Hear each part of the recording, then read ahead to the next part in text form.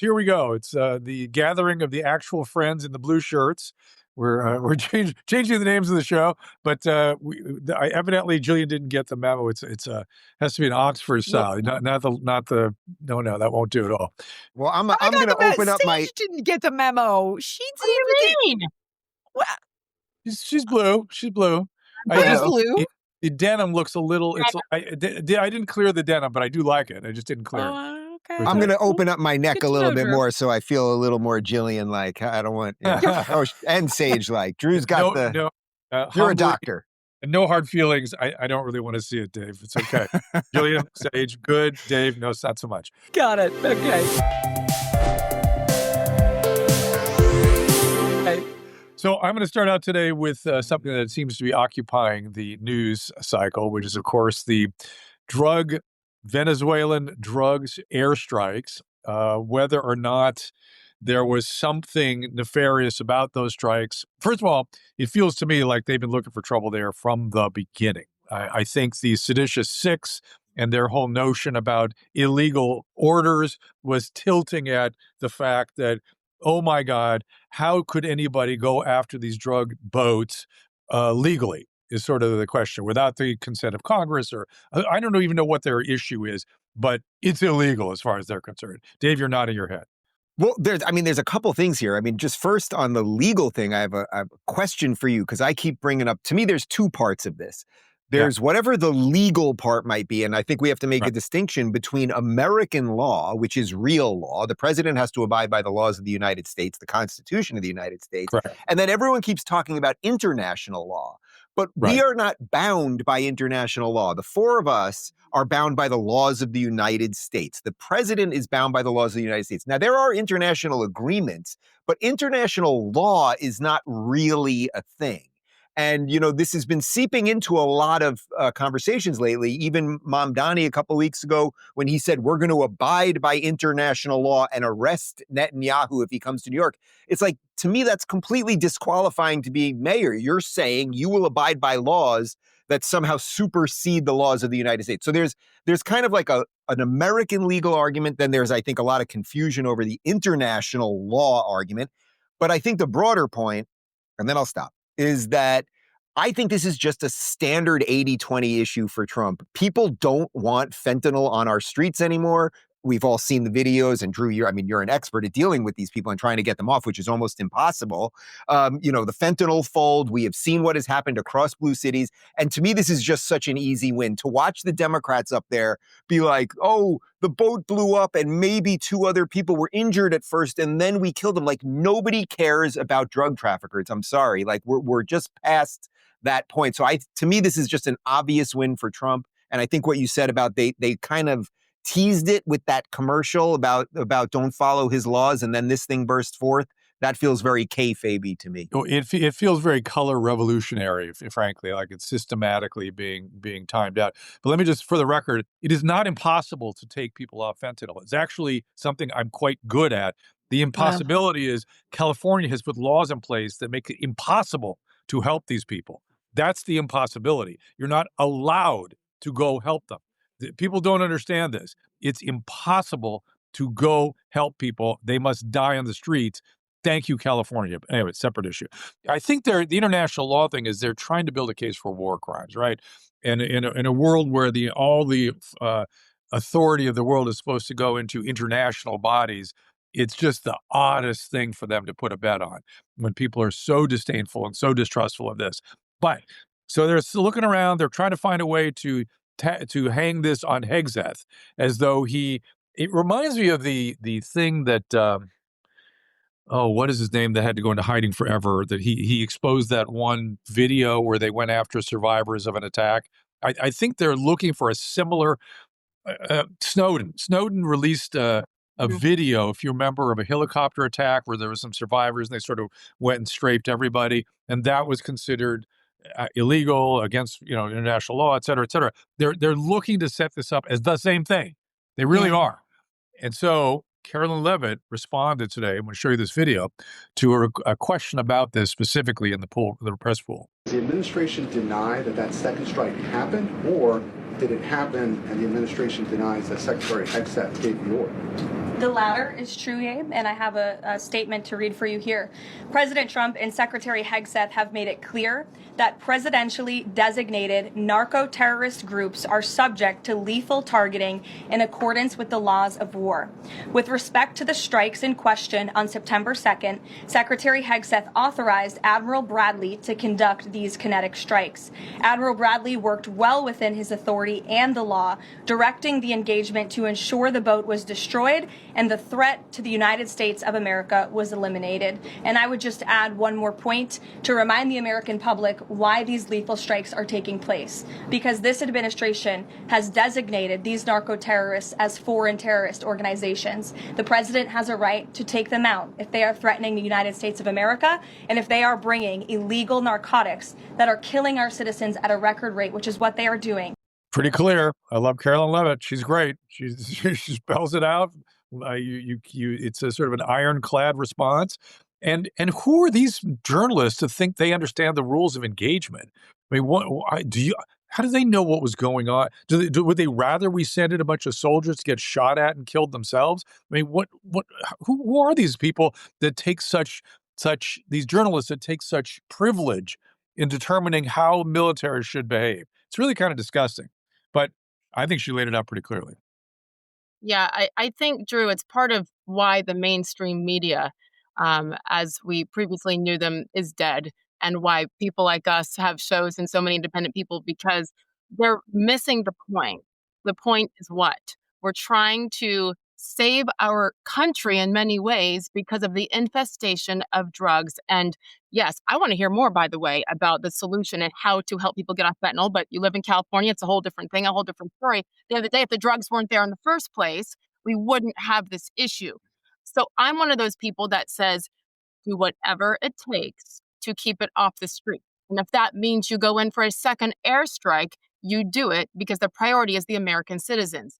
And at the same time, one thing I think liberals do a terrible job of, wokesters in particular, is taking a step from your personal opinions and what is fair and what is right, not just based on what will align with the conservatives or Republicans. And in this case, so we're driving, always in the middle of America somewhere driving, and you guys know my husband Dave, who Hey, Dave. is a combat veteran. And I said, what's the problem with the Admiral going back in for a second strike? If you didn't kill all of them as intended at first, why wouldn't you go finish the job? Are you guys cool if I bring him in? Because as a combat veteran, a former army officer, I love he it. understands this much more than just the emotional part of us saying, kill all the people who are trying to bring drugs in. Okay, can you explain this, Dave? Because it's important. Oh, wait, let me move this. I also wore a green shirt so I could be different. So he represents the military. You represent it. Exactly. So when a commander gets an order, which is what happened when Trump gave the order to Hegseth to destroy and interdict terrorists and narco-terrorists, they pass that on to the Admiral. And that's the way it works. The Admiral then has a mission. His mission is to destroy the boat. If the boat is not destroyed, he can hit it as many times as he has to until he destroys it. That's legal. Yeah. There is a question in my mind about how soon the second strike happened. If it was an hour later and there's bodies trying to swim to a boat, that's a different story. It's actually a very different story. If the boat is still moving and there's people moving around the boat, you can hit that boat 16 times and it doesn't matter. The mission is destroy, interdict, prevent that boat from reaching the United States. And to that end, you can do whatever you want. So there is a question in my mind about where that is. It kind of brings you back to waterboarding and enhanced interrogation techniques. America always has to be on the right side of this stuff. And as Sage and I were talking about it, conservatives do a really good job of policing themselves and leading with facts. And liberals tend to not do that. They're really comfortable just using one example and conflating that into the next one. Right. And so I think it is important that we look at this and truly understand how quickly did the second strike happen, and was it part of the mission from the outset? And that would put though that responsibility on the Admiral, though, right? It would, absolutely, yeah, absolutely would. Okay. I mean, so at the end of the day, it's what's that balance, right? Because there's that emotional part that says, if you missed a couple, please go back and take them out at whatever expense, right, in order to keep the drugs out of our country. But then it is a fine line when you do have international law and if there's people like you said. So what is it? If it's the righteousness of the American warfighting machine that we've held in high honor for years. We do the right thing, help end off the battle. The seditious six, though, let's look at that for a second. So they say just don't follow orders. Let's say was a time delay here and someone did follow orders and felt uncomfortable about it. Isn't there an internal system for that soldier to then go, hey, I think something wasn't right here? Right? Absolutely. I mean, it takes you back to 9/11 when Cheney gave the order to shoot down commercial airplanes. Those pilots had the right to question that order because it certainly didn't sound like it was legal. And he gave them the authority to do so. So it's absolutely a responsibility, especially for officers or non-commissioned officers that are leading a mission to question an order that they think is unlawful. However, there's a mission to do, and you shouldn't second guess that, especially when that leader is under fire. And in this case, this is an airstrike. There was no threat to any of our military. So you have to look at it through that lens. But at the same time, the mission was destroy that boat. So I also think there's a couple things going on here related to, okay, so there's American law and the righteousness of American posturing, let's say, or the American ethos. That's one part. Then there's the idea of international law or these international agreements that we have, which again, we're not really bound by legally as far as I understand it. But okay, they exist. I can acknowledge that. But I just think on the optics of this, I was watching Wolf Blitzer interview a congressman from Florida who was basically saying, they should be allowed to do whatever they want and we're stopping drugs from coming into our country. And Wolf Blitzer was like, well, it appears that two of the guys on the boat were injured and not killed in the initial strike, and then they were killed after. And again, putting aside law for a second, international or American, to me, I just don't think people care that much. And in this case, I'm okay with that. I just had Joseph pull up the numbers. 50,000 Americans died last year of fentanyl overdoses, over 200,000 in the last 10 years. It is a type of war, right? I mean, there was the Opium War. There's a type of way you can destroy America, not through missiles. America's not going to be destroyed because we were hit with rockets. We could be destroyed slowly internally through drugs. So I just don't think people care. So that's separate from the legal thing. There's a legal thing and an optics thing, and then there is a moral thing as well. But I feel like we got to get Jillian in on that. Well, no. Here's what I think we're not addressing is that it doesn't appear to be just about narco-terrorism. We're not blowing stuff up in the southeastern Pacific. We've targeted Venezuela, and it's pretty clear there's an attempt at forcing a regime change. And Donald Trump Jr. pretty much admitted it to me. And the reality, when I was talking about this with Mike Baker, is Venezuela's got the most oil in the world, more than Saudi Arabia, to be honest. They're 3 hours off the freaking coast of Miami.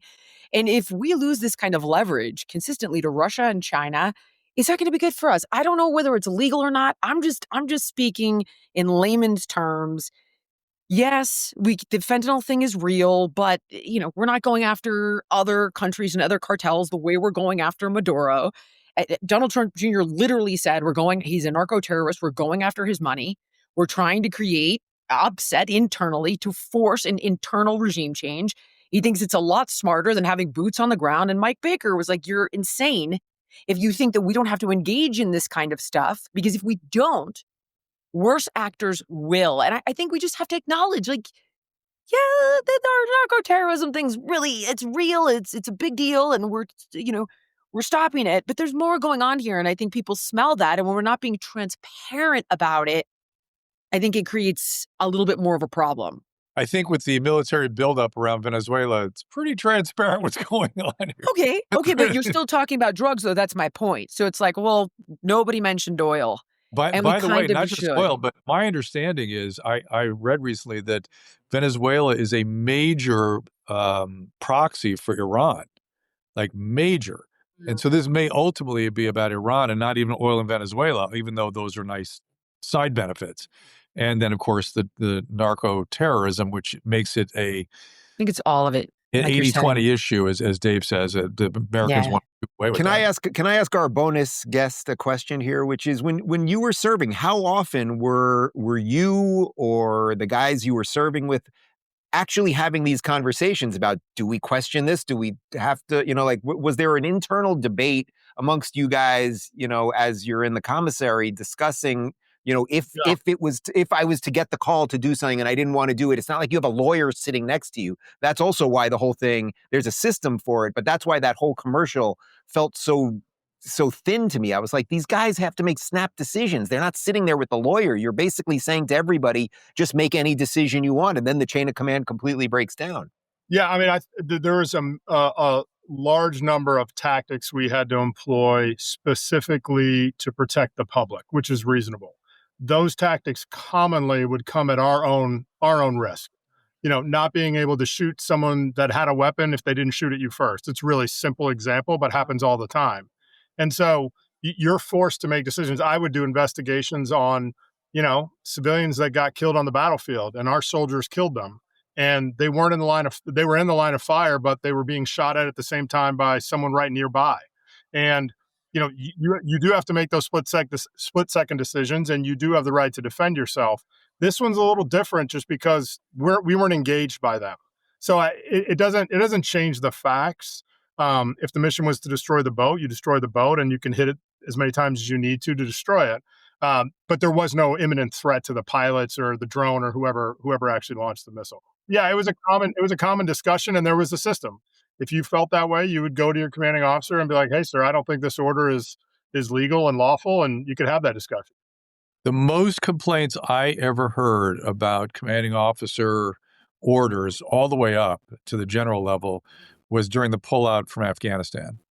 There were so many fighters that felt that they were put needlessly in harm's way, and there was questionable legality of the entire operation and how it was handled. So if they really want to open that box, that whole operation is in there too. Well, when we were in Iraq, after we dismantled the Ba'ath Party and sent every Iraqi soldier home, we let them take one AK-47 home. So every house in Iraq that had a soldier in it also had a gun in it. And so every time you knocked on a door to look for a bad guy, you knew chances were there was a gun in it. And in the United States, if someone knocks on your door or kicks in your door and they have a gun, you know what's going to happen. It's no different for those Iraqis. So that immediately put everybody at risk every single time. And we were told, knock on the door, don't kick it in. So, I mean, it's a small example, but I mean, it's a real problem. That's why you hire and train officers and non-commissioned officers to have great judgment. Don't you guys think that this is a little bit of Jack Nicholson in A Few Good Men? You can't handle the truth. For sure. So to Jillian's point, let's say everything that Jillian laid out there is correct. There's a much bigger geopolitical game going on here, and maybe it has to do with Iran, and maybe it has to do with oil and all those things. That at some level, the government can't, and I'm for as much transparency as possible, but how can it possibly tell us everything all the time and expect anything to function? It's a weird thing to have to think about, but Sage, what do you think? I mean, you have got a lot of military members in your family. Yeah, it's just it's not possible. It's not safe. Our job is to trust our military, and it actually hurts us, puts all of our lives at risk if we're like, "Hey, you didn't tell me about this." And the full transparency, it should not be the goal here. I think there are levels to it. That's like asking me to go on and do that terror strike and give you all the details. This media wants it ahead of time, right? Like there's no way that we can function like that. I do think, kind of full circle here, there's just, again, maybe I shouldn't be leading with this. I feel like there's bigger fish to fry for this media, but every opportunity that they can find, just a little trickle that might bring down Hegseth, Trump, you name it, they're going to go in and go hard on this instead of the whole story and what this really is about. As finally, as Caroline Levitt outlined there beautifully, there's going to be some attempt to stop this from continuing to come into our country the way it is, whether it's the drugs, whether it's the illegals at the border, which are tied together. I'm just grateful they're doing something, and I feel like most Americans are. Yeah, don't you guys think it's just a win for Trump either way? Yes. Like, I think watching the media, watching the ladies of The View this morning bend over backwards to defend this, while they never, it's like, okay, Sonny, you want to go crazy about this? Well, how about tomorrow do a show about fentanyl deaths? But they won't do that. After she goes on ChatGPT to go figure out what an airstrike is. They don't even know what this is.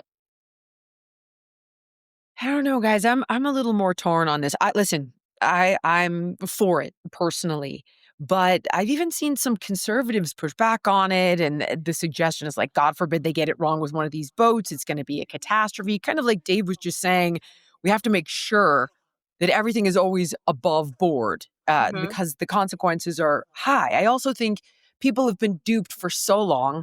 They're terrified of a regime change and spending trillions in a forever war. They sniff out a regime change here, and part of me just wonders if we don't have to, unveil intimate details of these operations, of course, but if it's like, hey, listen, this is a problem. The entire country is destabilized. There's 7 million people that are pouring into our country, from over there over X amount of time because they're starving and the regime is collapsing. Russia's in there, China's in there, Iran is in there.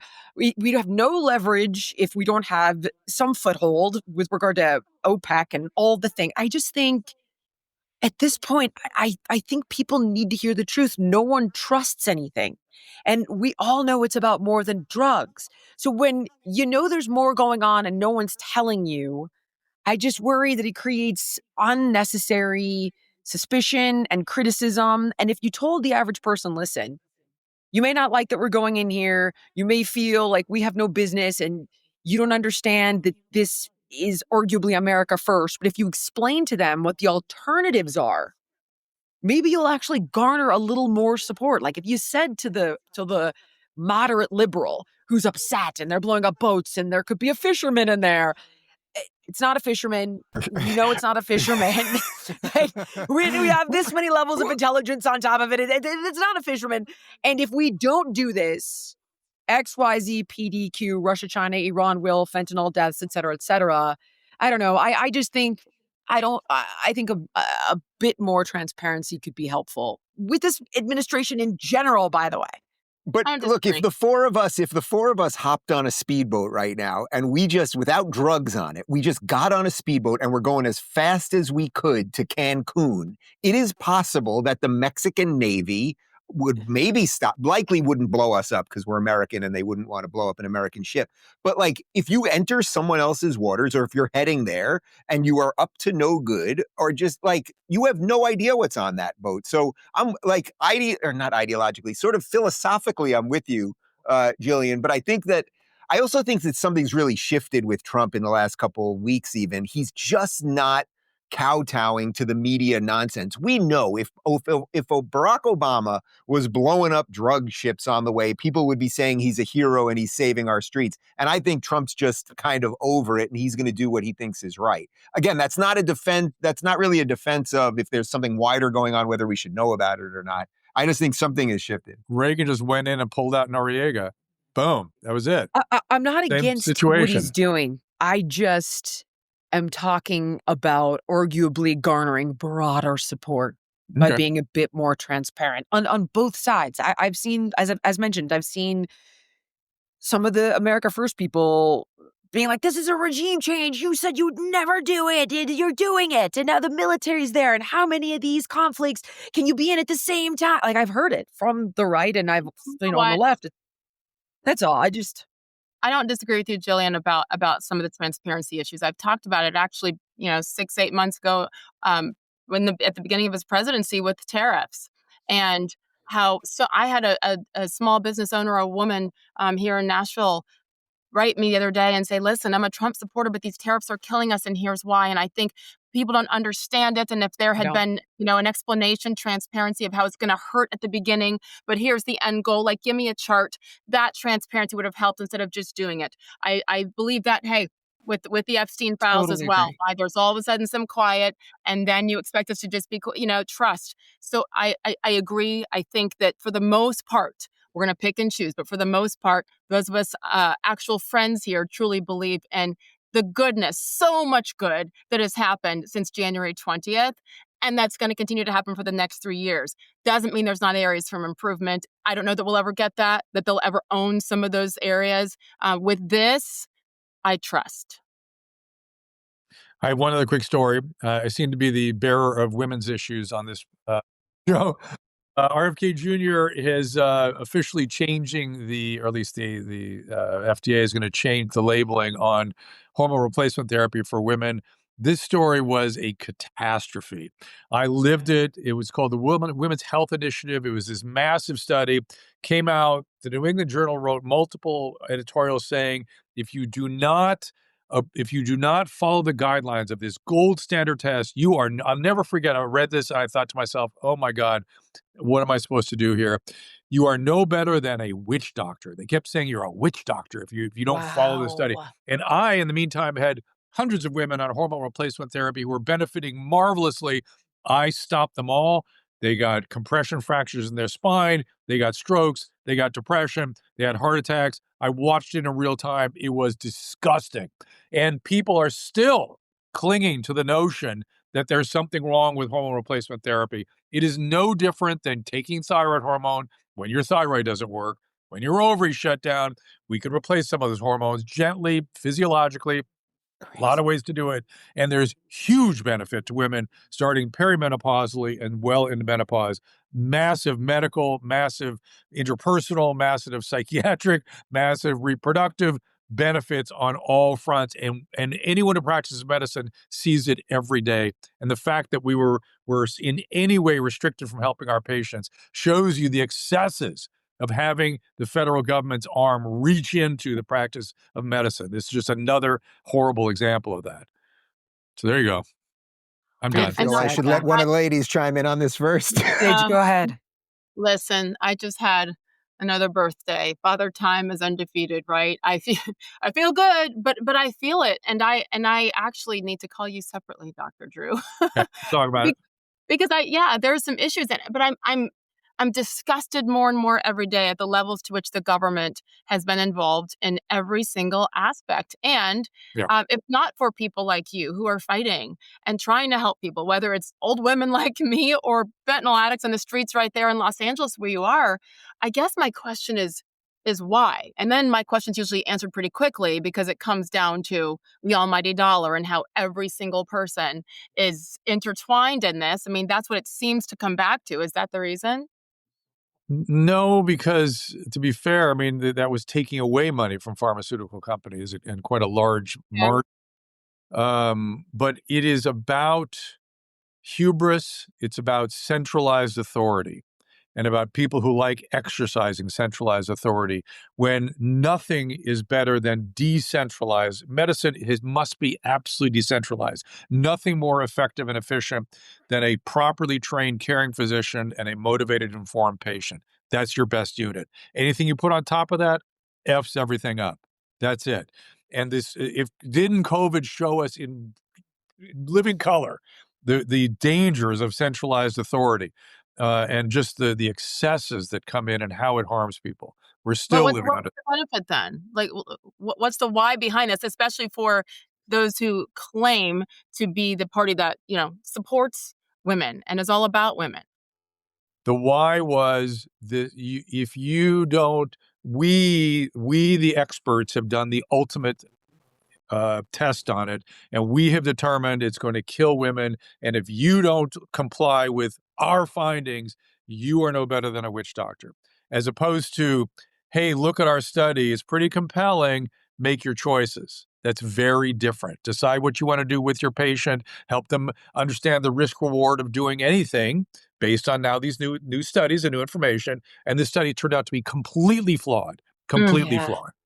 So there we go. Peter Attia walked me through that in depth, and he walked me through the study. I have a whole podcast that people can go watch, and he explains how the study was botched and how many women, an entire generation of women, essentially were thrown out. And everything you just mentioned, Dr. Drew. I lived through it. I lived it. It's just like, it's heartbreaking. And I remember being much younger, probably 30. And my mom had me when she was 25. So she was only 55 at the time. And reading that study and insisting, I'm so ashamed, insisting she get off of her hormones because I was worried she was going to get breast cancer. And it is arguably the most botched study in women's Yeah. health of Yeah. all time. And women can be helped immensely from hormones. And we weirdly, and you want to talk about another sexist aspect of this, we weirdly left testosterone off the replacement schedule because that's a man's hormone. When in fact, it's probably the most important hormone for women in Mm. terms of their bone density, the prevention of breast cancer, mood, libido, vitality, everything, muscle mass. Women need a certain amount of testosterone as well, and their production is in the ovaries. When that fails, the testosterone drops as well. Look, I'm Crazy. definitely the least qualified here to talk about female hormones, but I will say this broadly. It's like, I trust Bobby as much as I can trust any of these people that Yeah. are involved in any of this. I think he has earned our trust at this point, Yes. and he certainly has earned the trust to believe that his intentions are good. Oh, for And sure. that doesn't always mean that the results will be good, right? The road to Right. hell is paved with good intentions. But this guy, and I'm sure we all have interviewed him and sat with him and all. I know we have all. So Yeah. it's like I he haven't. is so you haven't We'll you get of you all of into it. us. No, well, I that haven't. okay. And not only have I not, Uh-oh. I like Bobby. I've met him twice. I personally have been disappointed in where where Maha is at. And I know I'm always the fly in this ointment, guys. I apologize, but I get regular messages, many of them, from people saying like how angry they are, how they feel they've been duped, how disappointed they are. I don't think it's Bobby, obviously. I think that his wings were clipped. I think you saw it when they confirmed him. We all know that Senator Cassidy had a host of things he was demanding in order to get his vote. We know the way that industry is influencing all of these politicians who basically have their knee on this guy's neck. Can you give a specific, Jill? Because most of these Yeah, things, I'll give you an a example. lack of understanding of how the medical system works. These are all medical changes. They're angry about things like glyphosate getting the chemical companies getting blanket immunity for glyphosate.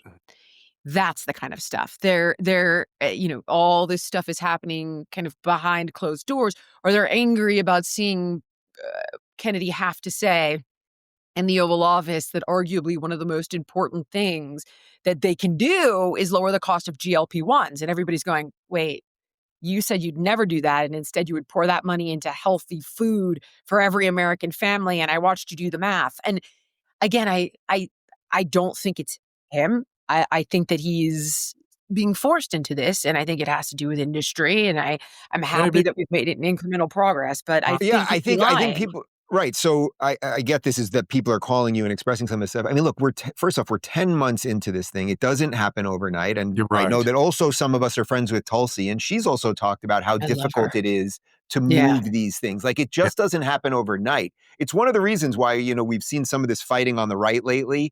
And I'm just like, guys, put aside whatever our political differences are. Everyone calm down. You don't always get everything you want the second you want it. And the ship clearly has been put in at least more of a positive direction.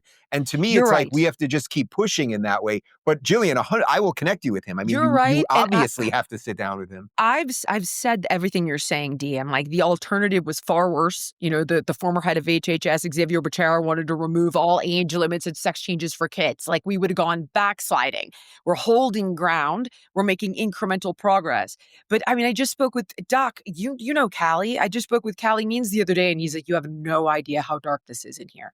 He's like, you have not Kennedy, but the forces that are applying pressure. I could literally read you the message that he sent me, and I called him, and he's like, it is dark shit going on here.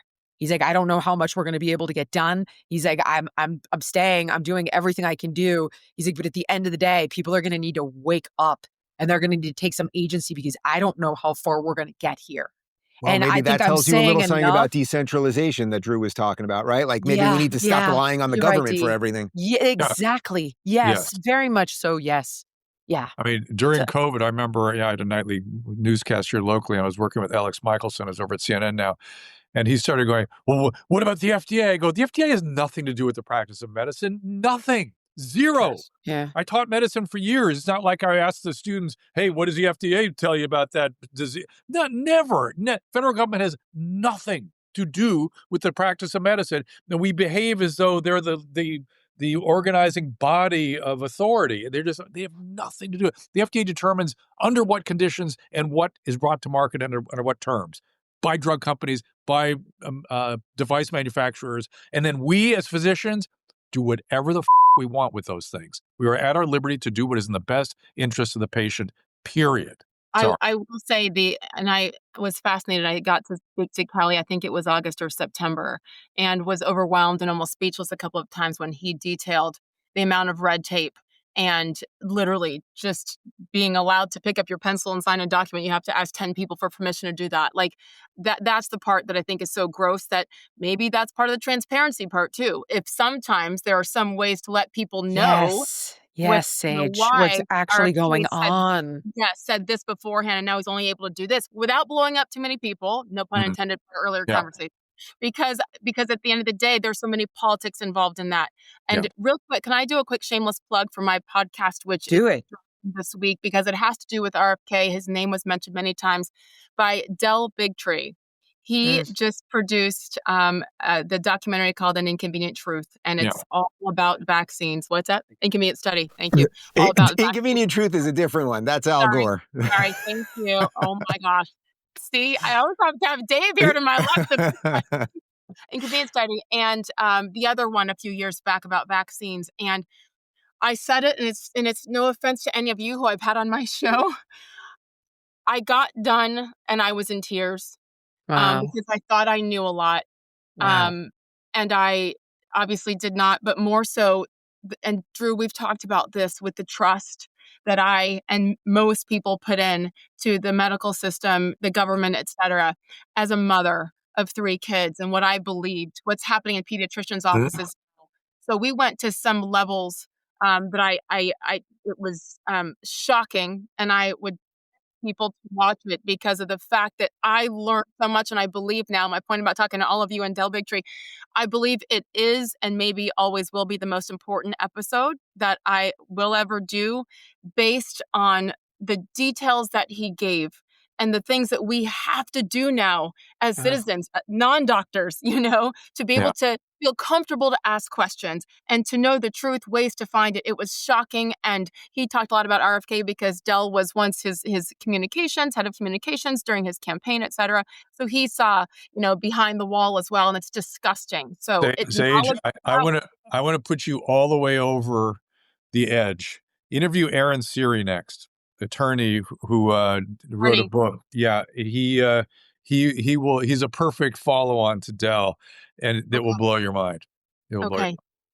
We've been in communications with Aaron actually, and thank you. I will do that because now I'm more pissed than I thought I could be, and I'm also trying to forgive myself, honestly, for not asking enough questions and things like the HPV vaccine that I was told by the pediatrician that it's smart to give to my kids. And this is, 8, 9, 10 years ago when there was less knowledge, and this is pre-COVID. It's PC and right? I guess it's both PC, right? Pre-COVID, post-COVID.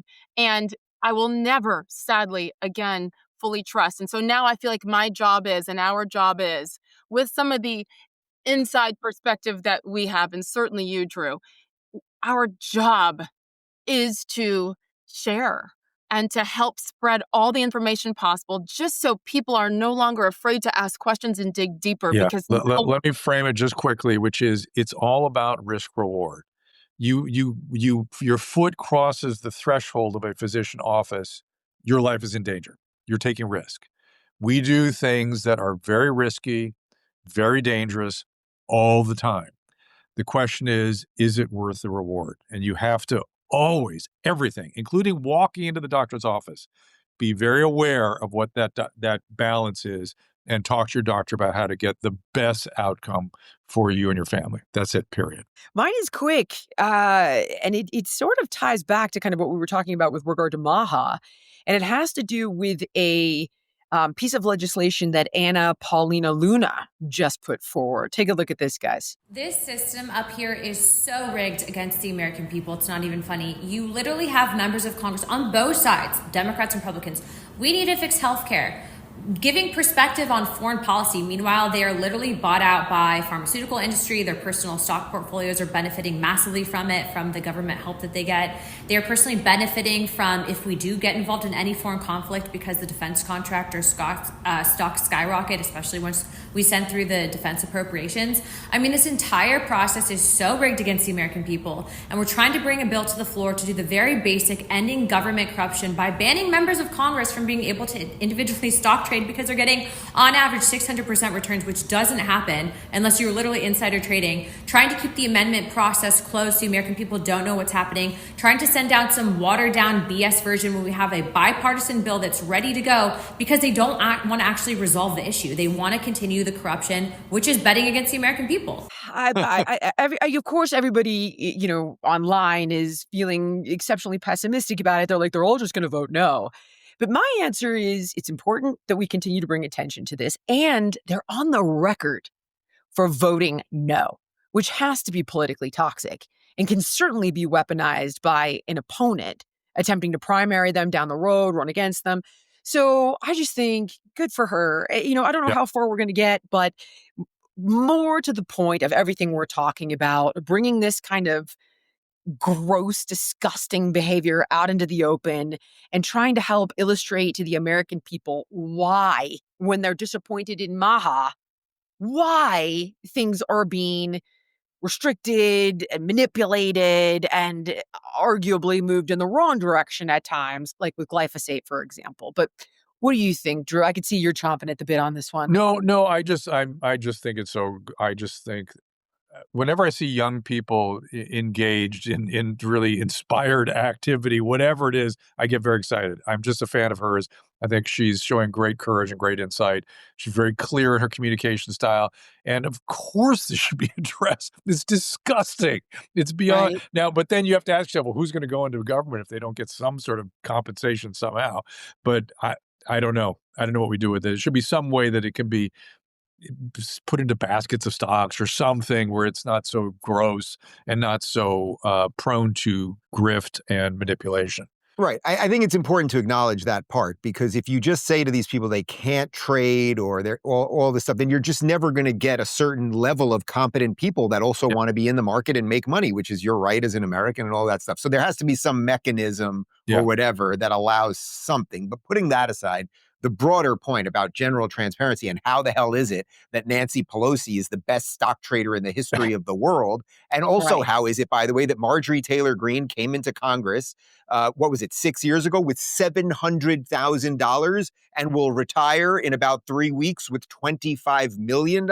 As far as I know, that's not all stock related, but like there's something to think about there. I didn't make $25 million in the last 6 years, and I do something that's not government related on a government salary. So there's absolutely, whether this works or not, or you just get people on the record or not or something, we're entering an age, partly because of the phone, partly because of all media and all this stuff, where the transparency thing that Jillian is hitting on, I think is inevitable one way or another. And even if we never get to it, from a government perspective, more and more people will just wake up to the nonsense around it. Yeah. Right. I hope so. And I love it. It is. It's the T word, the transparency word all over again. And your word about weaponization and using it, I mean, that is low-hanging fruit. If you're going to vote against that, then idiot if you're an opponent. Not it's so basic. It's so simple. And, to Drew's point, too, I love it. Anna Paulina Luna, she's one of so many young, aggressive, fearless politicians, and she's not newer to the scene, certainly. And she's also an example. And by the way, did you see her body language when she was doing yeah. back there? Let me tell you guys what's going on. Remind me of Russell a little bit. Her shirt was a little more conservative, thankfully. Except she was clothed. Yeah. So I love it. All right, well, I'm done. That was mine. I wanted to throw into the mix. What? Actually, I don't know what the order is, but I feel like this plays off of it, Dave. If I can just jump on the Nashville thing. I actually think your story can probably wrap us up. The Tim Walz thing, he's corrupt. Everyone gets it. Okay, fine. But you're in Tennessee, and I think your story perfectly fits with this. it flows beautifully. That's what we call a segue in the business, right? Yeah. Weaponization, and that is exactly what Matt Van Epps, the Republican who won District 7, Congressional District 7 in Tennessee last night, that's what he did. And it wasn't that hard. It was low-hanging fruit when you have a Democrat who, or anybody, right, on either side, who says something as crazy as Afton Ben did. And I don't know when it was. It might have been a year or two ago. But hey, the internet lives forever, doesn't it? And when you can take a clip of someone absolutely crushing the town that she's trying to represent, which primarily Nashville, Tennessee, the biggest part, and talking about how much she hates everybody who comes and visits and hates country music, et cetera, but then you want to represent them. Even CNN had her on during, this week leading up to the election. And she said, well, I said that before I was a politician, basically, which to me, just that's even worse. At the end of the day, that just because you're saying, well, I shouldn't have said it, you're still thinking it. That's still your thought process. So that was low-hanging fruit and very smart, of course, for Matt Van Epps to go ahead and use that against her. And I think in some ways it did work. More important, though, were her policies. And at the end of the day, the things that she wanted to do, it's basic socialism, communism in some ways. And she's all about defunding the police. She's all about taxing the rich, the wealthy in every possible way. The defunding the police thing is a major issue. She's fine, by the way, with going after ICE agents, throwing things, bullying people that are trying to help the city of Nashville, et cetera. The list is very long. She didn't help herself. That's the easy stuff. One thing I think we should take note of, not just in Tennessee, but throughout the country, is that despite someone being so far left, as she blatantly was, she got almost 80% of the votes in Nashville. Now, 80% in Nashville, it's a blue city like most big cities. It's not shocking, and I think you have to also, consider the fact that there's voter turnout, certainly not as high as it was a year ago with the general election, et cetera. The rural counties, he cleaned up, the Republican cleaned up, as he should have. That Trump won them handily a year ago as well. But I do believe Republicans in general have to begin to go hard on how they campaign. You can't take anybody for granted in those rural counties at all, actually, especially when you have something as big as Nashville that can counteract that. And this race ended up being a lot closer than many people believe. So, yes, I believe the right man won, the right person won in this particular election, which was a special election. But you got to dig deeper. Republicans have never been great at campaigning, no matter where they are. And it was much closer than it should have been. So how do we go grassroots? Yes, there were some that were saying, I was reading, I went door to door and I'm doing it too. And, how do you balance it when it is a big city?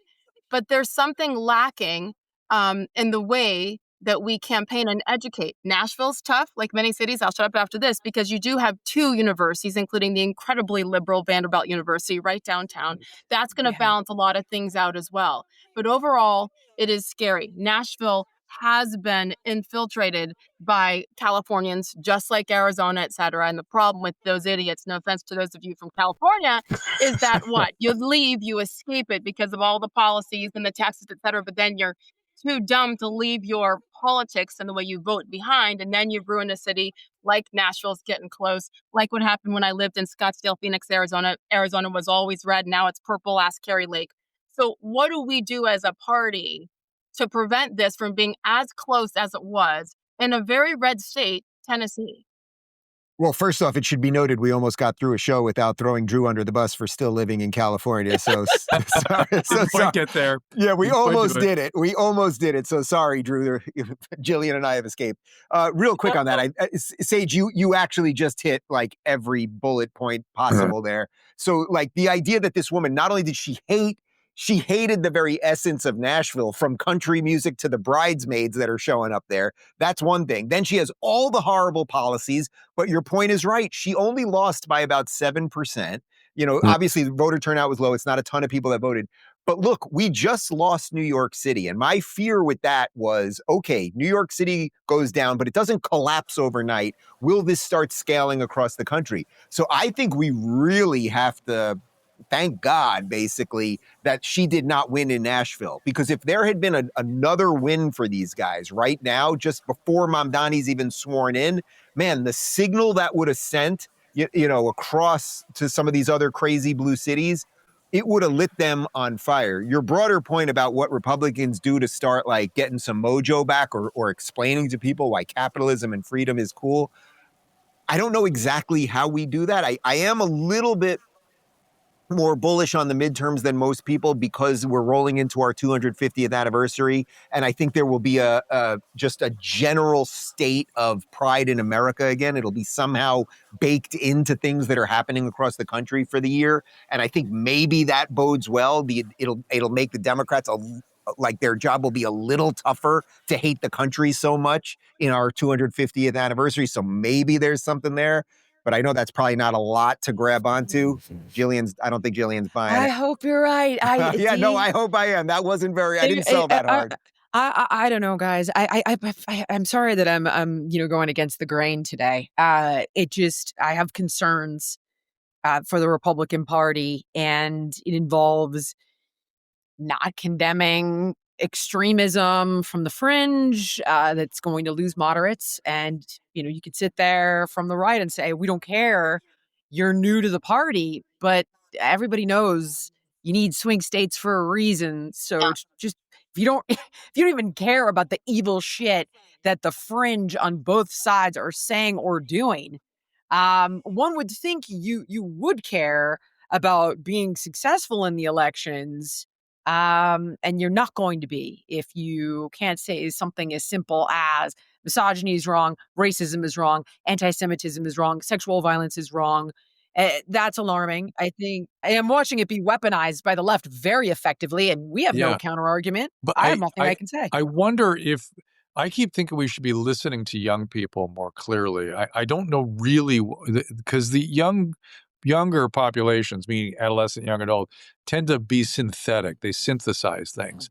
And I'm wondering, I think they're turned off by conservatism per se, but they're not, but they're very much interested in conservative values. I have young men asking me, how should I live my life? How do I, how do you be a good person, a good man? These sorts of things, those are traditionally sort of conservative ideas, but they don't identify them as such. So I don't know, there's something and let's face it, Trump is not a conservative. I mean, he's a synthetic thing of his own creation, and people resonated with it. It's like the whole right needs to come up with something new. I don't know if you see what's going on in France. Jordan Bardella and Marine Le Pen are all of a sudden great heroes, like almost overnight. It's crazy. And because they're advocating fiscal conservativity, there needs to be borders to have a country, just basic values of what it is to be a French. What is French? What is it? Same thing with America. What are we? What are our values? Let's re-entrench.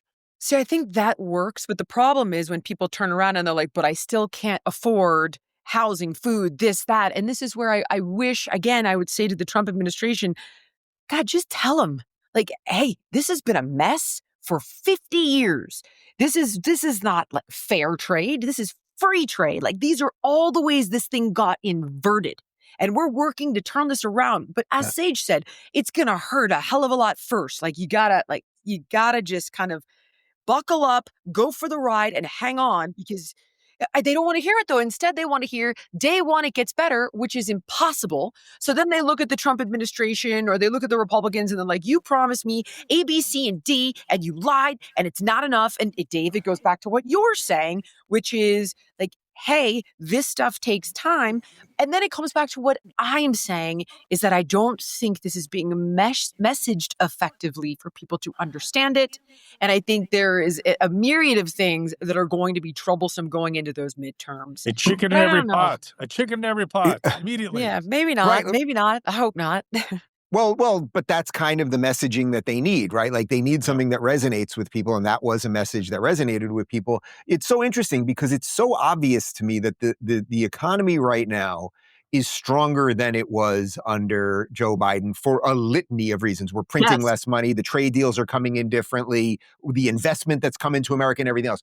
But it does seem, or at least the narrative somehow has shifted, that suddenly it's now that young people can't afford anything. Now, I'm not being dismissive of that. I am not. I understand housing prices are high. It's tough to get a good job and all those things.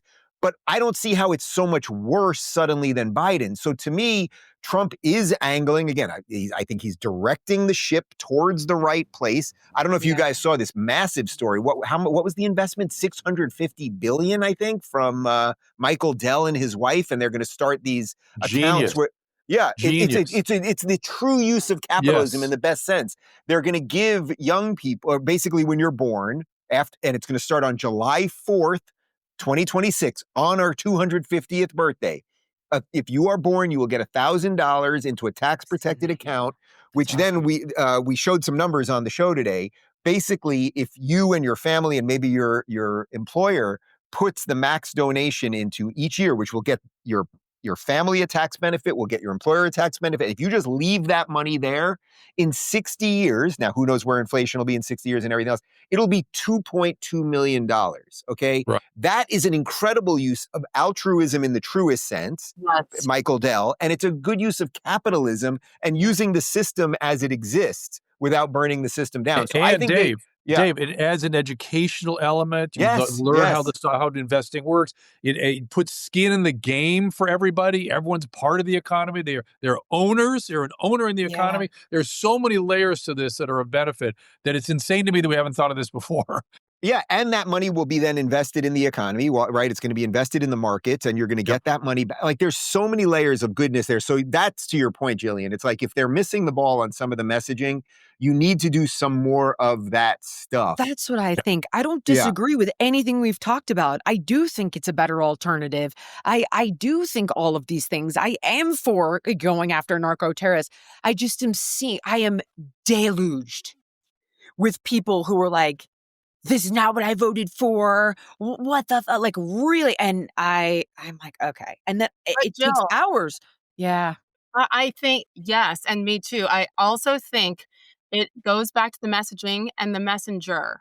Who is our messenger? Well, unfortunately, as much as Mark Zuckerberg owned and was accountable a little bit after the election, we still know that social media is run by people who think differently than us. And when I have my kids, college age and beyond, sending me stories and news from TikTok that isn't accurate, that's still where they're getting their news. And then they see the clips saying this isn't what I voted for. And then you're getting the emails that, like, literally that's where it still lives. And we haven't figured out how to combat that part. That to me is huge. We need to continue to roll Charlie Kirk clips, just roll them and roll them and roll them again. But there needs to be obviously someone else, and you don't replace him. But more people with courage to speak up like he did, because the values that you mentioned earlier, whether it's patriotism, whether it's family values, etc., men being allowed to be men, all these things that I think kids are longing for, but still are tiptoeing around. Are we allowed to say that? Are we allowed to do that? That matters. And finally, I think let's go back to Miami. Dave, you and I live in South Florida. Jill, you lived there as well. And was it 2022, those midterms, and how crazy it was that Miami-Dade County flipped the way it did, and it flipped quickly. So I think we need to go back and do some homework and see what they did. I mean, obviously it's the Ron DeSantis, the free state of Florida state where that education and knowledge is there. But sometimes I get hopeless when I look at, as I said earlier, what's happening in Nashville, what's happened in Arizona, and so many incredible cities. But if Miami-Dade can do it with what? Some education, which is about the messaging and the messenger, we actually do have hope. I agree with you. I just wish more of us could say, like, hey, there's a problem, and stop going after and attacking the people that are pointing out you're having some problems. Just go, yeah, you know what? You might have a point. Let's address some of these freaking problems. That's all I'm saying is keep that's our it. job, right? Yeah, that's all of our jobs. Yeah, keep at it. You're making me aware of some stuff to pay attention. So you're focusing my attention where it belongs. So thank you. Can I just mention one quick thing to end on, because I think maybe it'll wrap this up nicely and give us all a little something to think about for next week, which is that last night I was at the PragerU Gala at Mar-a-Lago, and I spoke, and not Dennis Prager, unfortunately, he's well, as you guys know, he took a spill, and he's right now he's a quadriplegic. It's hard for even me to talk about because I just love him so much. He's been a huge influence on me. He did give an audio message there, which was nice. But Glenn Beck spoke, and Dinesh D'Souza, and a few other people that were there. And I realized actually while I was there, literally as I was sitting at dinner before I spoke, that the last time I saw Charlie was 1 year ago at that exact same event. Mm. And then when I was about to go on stage, it hit me that Charlie is gone. Dennis Prager, who's loomed hugely large on, you've talked about some of the, Drew, you mentioned it, and Sage, you just mentioned, that men are sort of unsure where to go. I mean, Dennis Prager has been talking about this stuff for decades. Charlie was doing it for young men now. And Jordan Peterson has been quite ill for the past 4 months and has had no public presence. And I thought, man, these are three freaking powerhouses in the world that have so righted things. And now it's incumbent, I think, on all of us. We can never be them. We can only be ourselves, but to do the best job, whether it's for young men or young women, or it's for old men and old women. That's, people need help whichever way. And I think it's just big shoes to fill. And I think that's the point, Jillian. Like, all of these things, we just have to keep going and keep fixing, because You're right, D. there's You're just right. no alternative. It's as simple as that. You're right, 100%. And you guys all made incredible points. And I absolutely do think that we're going in the right direction and not the wrong one. I just think, again, if we could illustrate this better, message this better, explain this better, and be far more clear about what is obviously right and wrong, I think we would get farther. I think the stakes are high. I think a Gavin Newsom presidency is the freaking end of our country.